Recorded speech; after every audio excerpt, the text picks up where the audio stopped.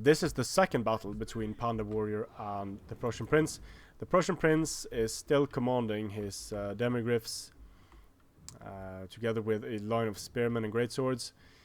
Panda has deployed wolf riders up here, down here, vanguard deployment.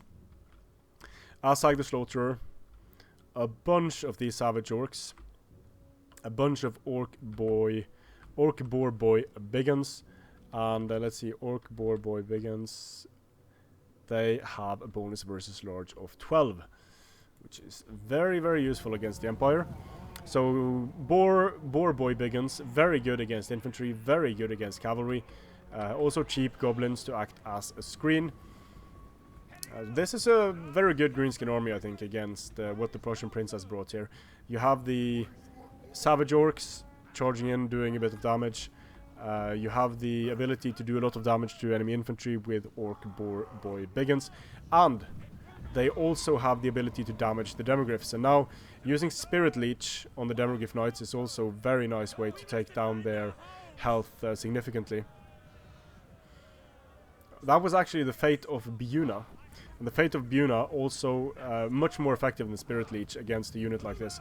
And the fate of Buna, it seems like, wow, it's taken down the health of the demigryph knights by 2/3, just about. So the Prussian Prince is pulling away because obviously he wants to use his magic as much as possible. And whoa, there we go, another nice little spell there by Asai. Didn't hit too well, hit quite well, doing a lot of damage to these great swords.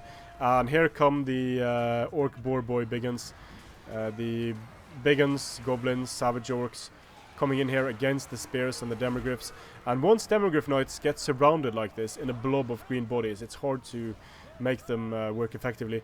The demigryph knights have such an amazing weapon strength compared to the boar boy biggins. So the boar boy biggins alone are not going to be able to contend with the demigryph knights. However, there are many units coming into support here, both goblins and savage orcs.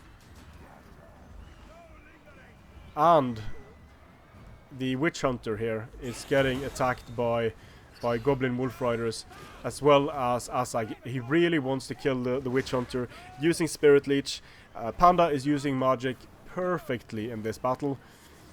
It seems like the witch hunter managed to accuse the wizard, Asag the Slaughterer, but at this point he is actually wavering, and he's going to get ridden down by Asag. The boar biggins have died without doing too much. Demigryphs getting magic to death here. And this is just a case of the orcs having the numbers, which they should have. The Empire General crashing into the back of the savage orcs here. But there were so many orcs here on the battlefield. And Asag has helped a lot. You can't see his magic kills, unfortunately, here. And I guess he's chasing after this. Demigryph now is turning around. So this is looking decent for the greenskins. The thing with the greenskins is that at any moment, if the general dies or if things start turning bad for them, you could see your entire army start to run away. But in this case, it looks very good for Panda Warrior. He's engaging multiple Empire units. He's engaging Empire units with multiple units of his own. And he's winning where it matters, basically. The Wolf Riders are coming back for a rare charge against the Spearmen. And a unit like the Greatswords, they are good, but their weapon strength really isn't that high. They do have a bonus versus infantry of 10, which is quite good. The Savage Orcs, let's see. Yeah, they just don't have any armor on them. So in the slogfest, slogging is what the orcs do. Running away, coming back in, running away, coming back in. And that's what makes it really, really hard to use the Demogryph Knights to their full potential against the orcs. Because there are so many units for them to kill, they get bogged down relatively easily. So although all of these units of the Prussian Prince are getting kills in, there are just orc after orc. Aside coming in here to scare the living crap out of units. Spirit Leech cast here on the general there.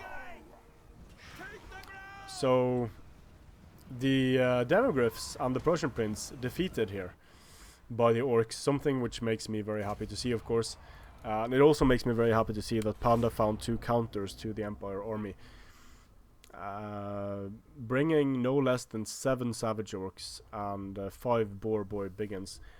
This is an army where each component is relatively weak, but together they work because they can just overwhelm the Empire. And the use of magic also tipped the scales in balance of Panda in this case, because he was able to use Fate of Buna, Spirit Leech, those spells against enemy lords, heroes, and against units like Demigryph Knights are exceptionally powerful. So congratulations to Panda Warrior for taking the tournament. Strength and honor.